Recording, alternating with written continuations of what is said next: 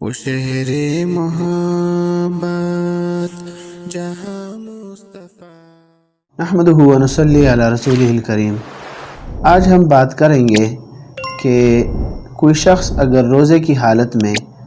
آنکھ میں دوائی ڈالے یا سرما لگائے تو اس کا کیا حکم ہے۔ تو اس کے بارے میں مسئلہ تو یہ ہے کہ آنکھ میں دوائی ڈالنے سے روزہ فاسد نہیں ہوتا، اگرچہ اس دوائی کا ذائقہ یا اثر حلق میں بھی محسوس ہو، اس لیے کہ آپ صلی اللہ علیہ وآلہ وسلم سے روزے کی حالت میں سرما لگانا اور سرمے کی اجازت دینا ثابت ہے۔ اسی طرح دوسری بات یہ ہے کہ آنکھ کسی چیز کا بدن میں داخل کرنے کے لیے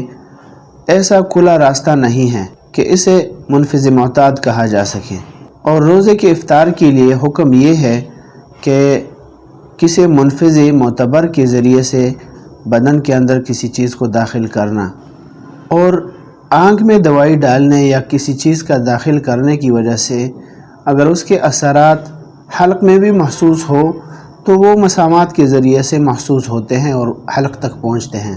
اور یہ بات سب کو معلوم ہے کہ مسامات کے ذریعے سے بدن میں کسی چیز کا داخل ہونا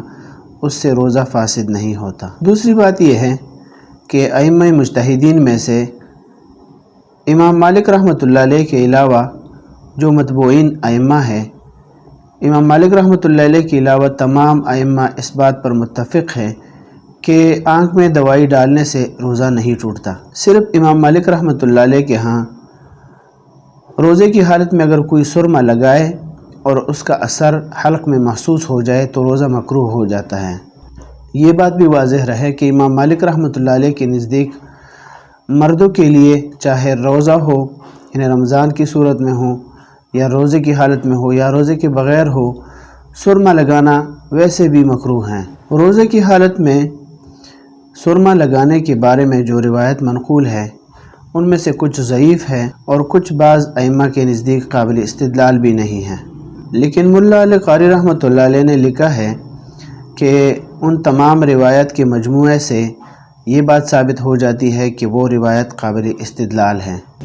اور یہ بھی ہے کہ ائمہ مجتہدین کے نزدیک ان روایات کو تلقی بالقبول بھی حاصل ہے کہ اس پر انہوں نے مسئلے کی بنیاد رکھی ہے اور اس کو قبول بھی کیا ہے، لہٰذا روزے کی حالت میں سرما لگانا یا دوائی ڈالنا جائز ہے، اس سے روزہ فاسد نہیں ہوتا۔ مرقات جلد نمبر 4 صفحہ نمبر 1395۔ اسی طرح دوسرا حوالہ ہے مبسوط جلد نمبر 3 صفحہ نمبر 67، اور یہی مسئلہ بدائع الصنائع کے اندر بھی موجود ہے جلد نمبر 2 صفحہ نمبر 93۔